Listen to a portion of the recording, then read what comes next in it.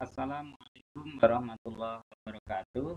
Eh, Anak-anakku sekalian, terutama anak-anak atau siswa SMK kelas 12, seluruh siswa SMK di Indonesia.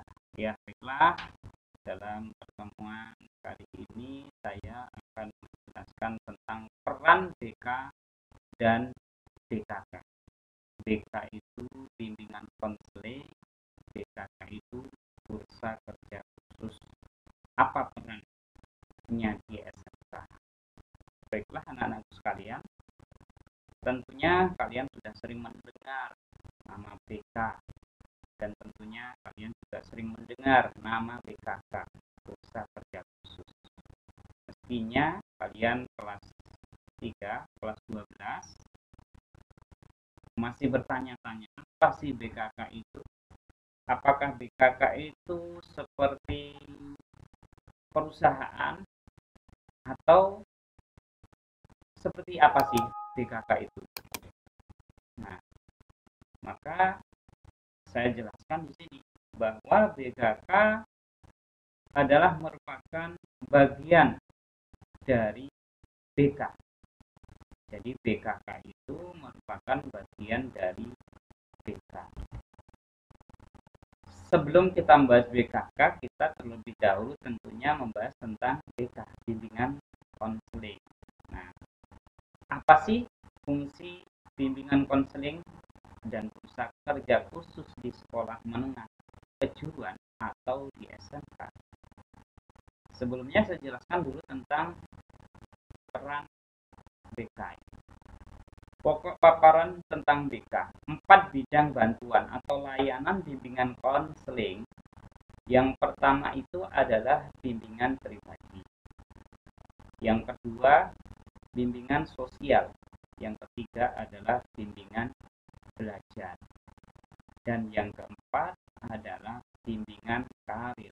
Nah, disinilah, di bagian keempat inilah nanti BK akan bertemu dengan yang namanya BKK.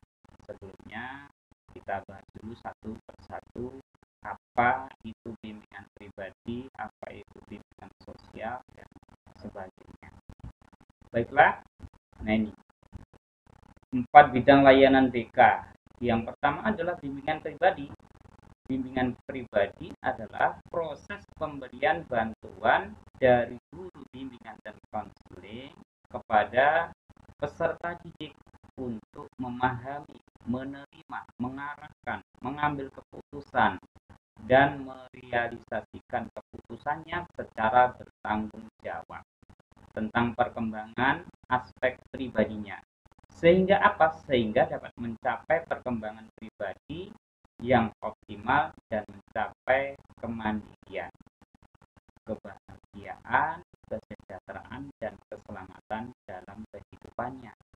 Itulah yang namanya bimbingan pribadi. Sekarang yang kedua, bidang yang kedua adalah bidang sosial. Apa itu bidang sosial?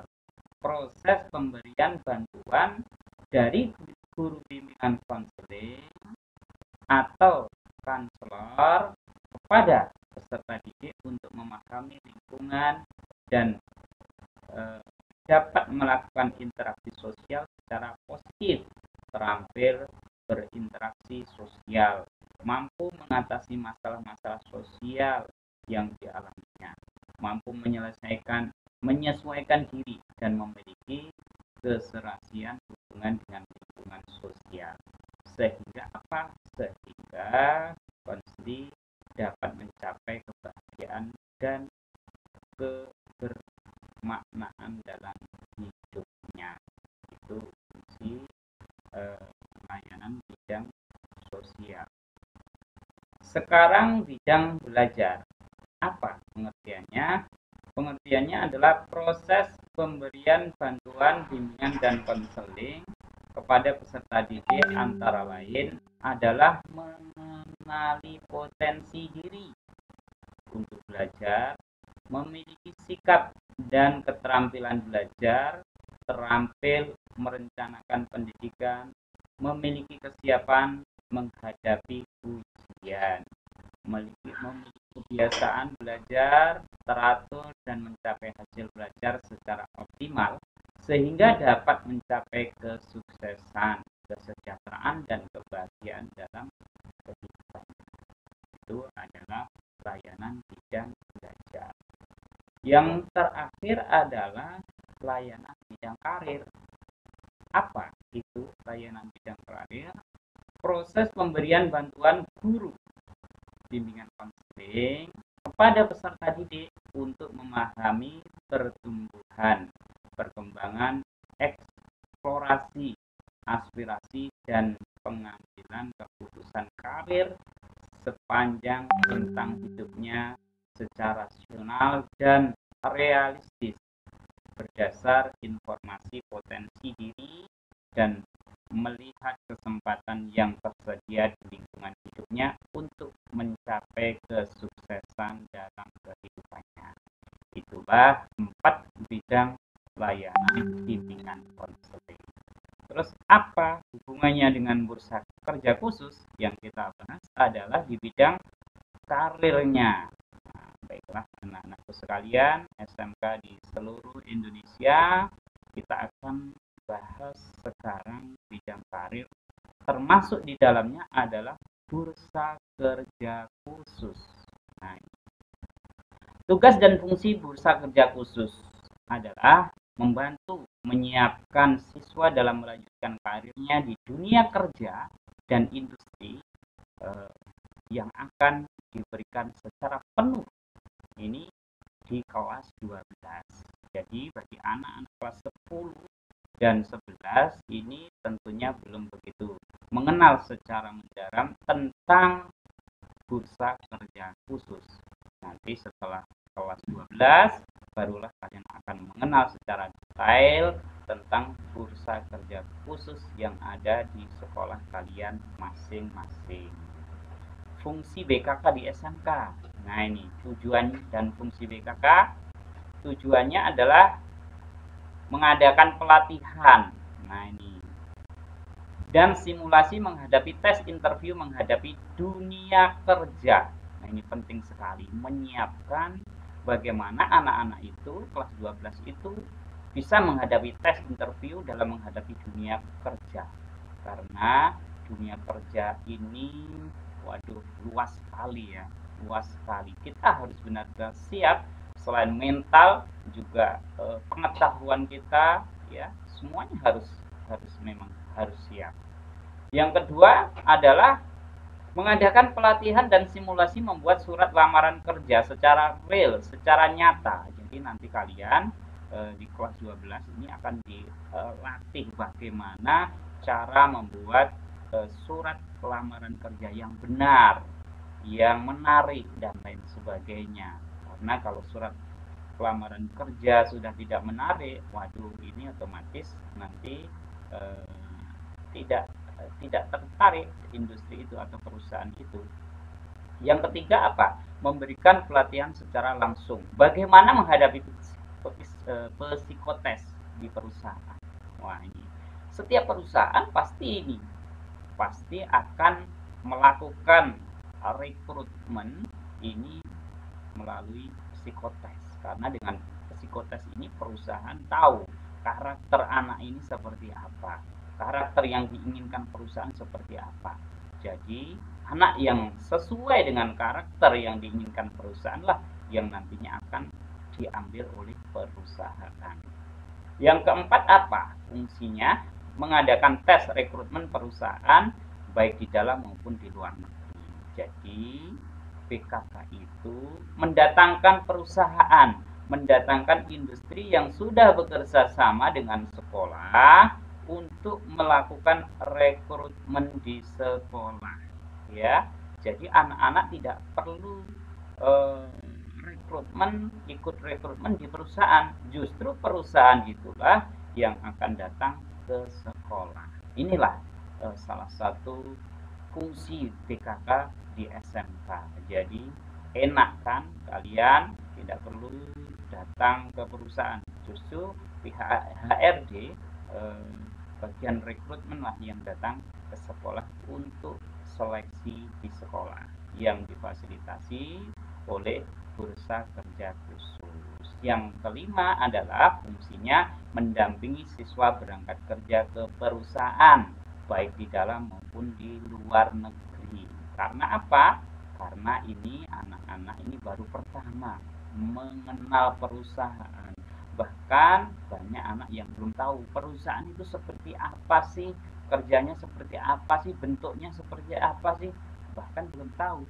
Nah, kalau anak-anak dilepas nanti jangan-jangan di perusahaan hanya 2 hari 3 hari terus pulang ya, karena tidak ada pendampingan, tidak ada pembekalan dari tim bursa kerja khusus. Maka yang terbaik adalah anak-anak itu harus didampingi ketika berangkat di perusahaan yang telah menerimanya.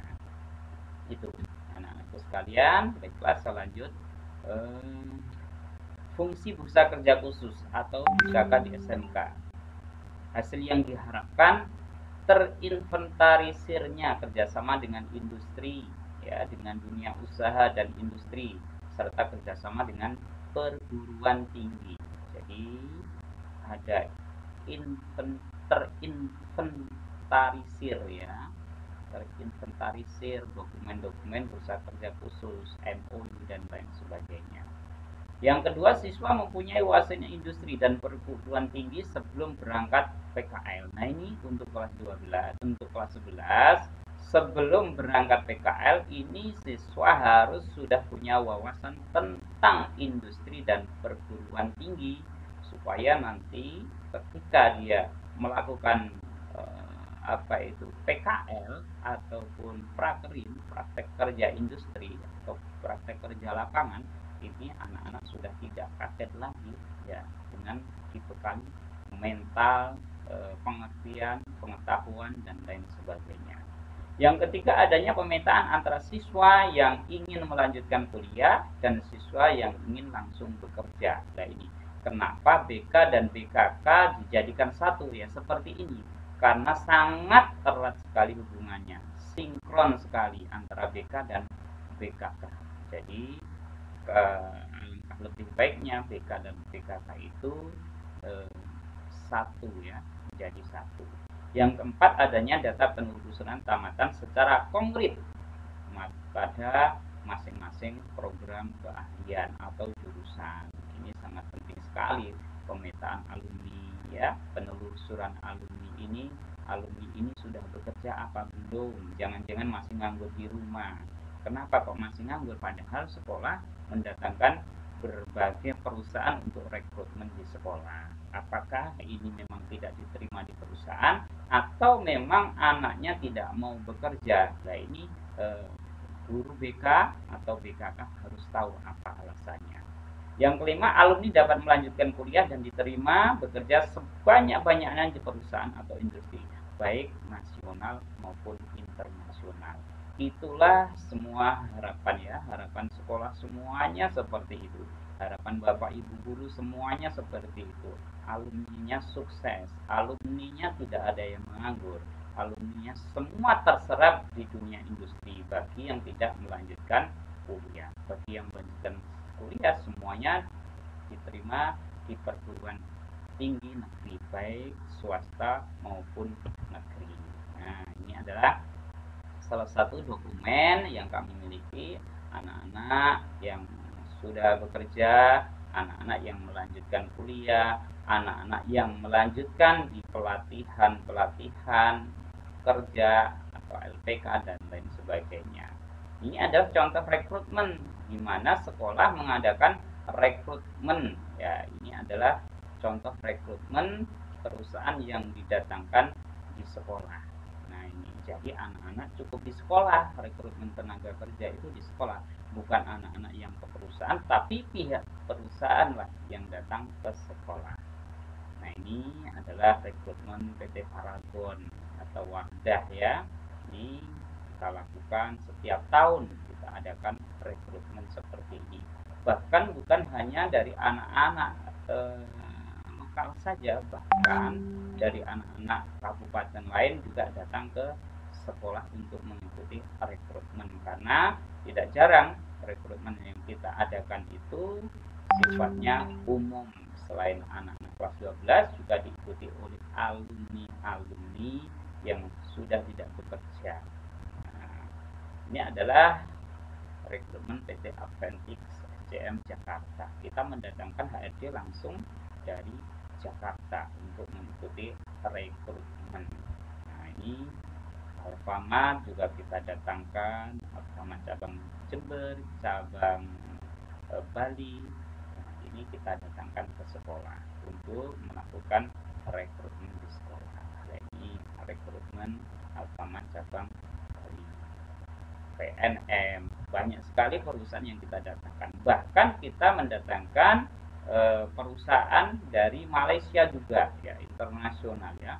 Kita datangkan HRD dari Malaysia untuk melakukan rekrutmen di sekolah. Ini sangat sangat berarti sekali bagi anak-anak kelas 12. Jadi nanti ketika lulus sudah tidak bingung lagi mencari kerja. Setelah ujian nasional SKL keluar, langsung diberangkatkan kerja menuju ke perusahaan yang sudah menerimanya sejak dia masih kelas 12.